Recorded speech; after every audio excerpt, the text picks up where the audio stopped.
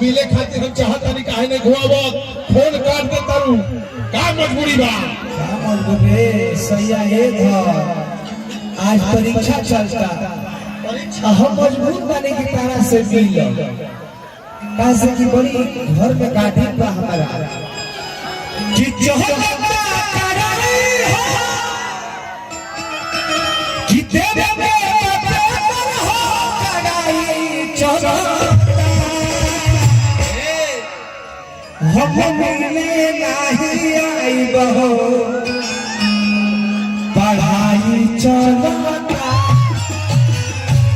ये के गाना सुनल भाई लोग पर हाथ उठाई बा कि देवे के पेपर हो पढ़ाई चलता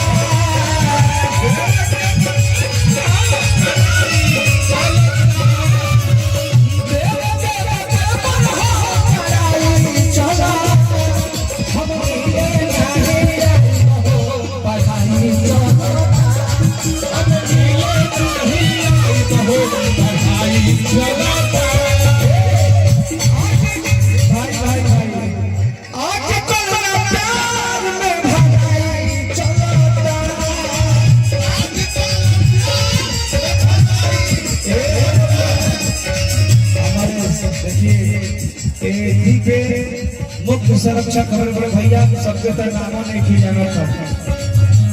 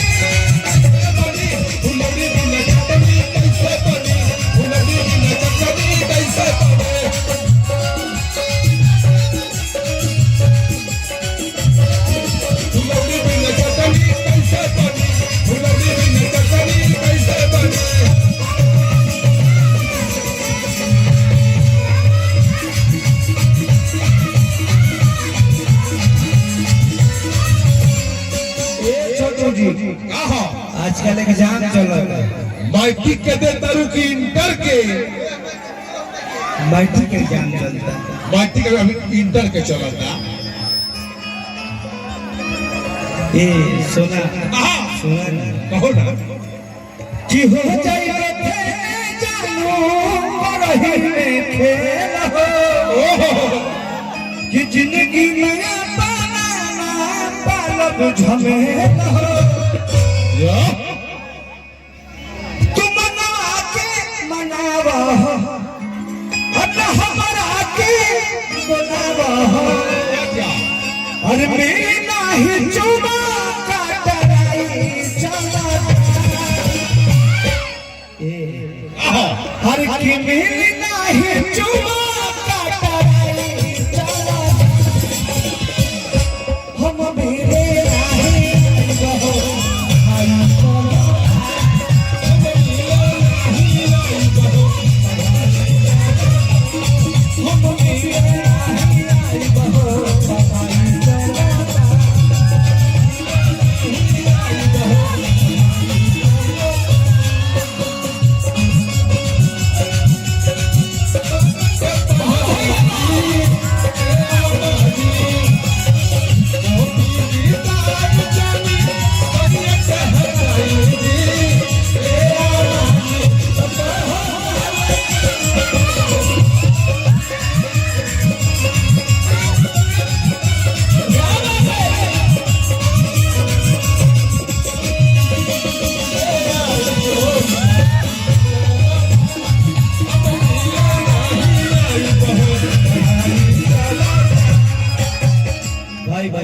बहुत सारा गाना भी बड़ा ट्रेंड कर ले रहे हैं कौन गाना है कि बधता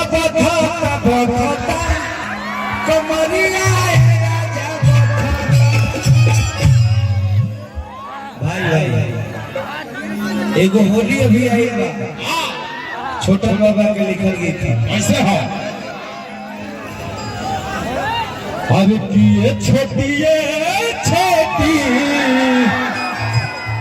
अरे किए छोटी ये छोटी, तहरा चोटी से चोट लगता। ए ना मुन्ना जी, हाँ जी, कि झझोला मारे झूलनी सारी लहराए हो, झझोला मारे झूलनी। आप सब गाना को बहुत सारा प्यार आशीर्वाद देते हैं। भाई लव यू मेरे दोस्त, लव यू मेरे भाई। बहुत सारा गाना बोला का भाव बात तहरा लीची के हो। हाँ लगन में मैदा फायदा करी। एगो गीत वाला रहने धर्मेंद्र कि नस देला राजा जी न होइलू के। हाँ एगो यही ठंडा के मौसम में नरमुंडा हाँ जी, कहाँ से है? औरतिया बड़ा मर्दा से कहते ये रह जाओ ए स्वामी जी। हाँ जी, ए राजा जी ए ठंडा के महीना में जब भी तू लगावत तानी अपने शरीर में लोशन लगावत तानी तभी रवा हावी हो जाता रे सैया जी।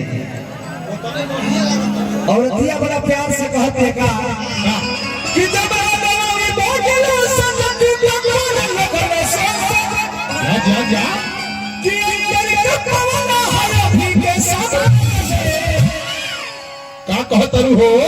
ए राजा हाँ अभी कौन ऐसा चीज लगा देने की लगा तक हमरा के खा जाएगा। ए गौरी कने आवा ना होगी अरे की अंदर का पवन हर भी के साथ अरे बस से लगा दादी न भाई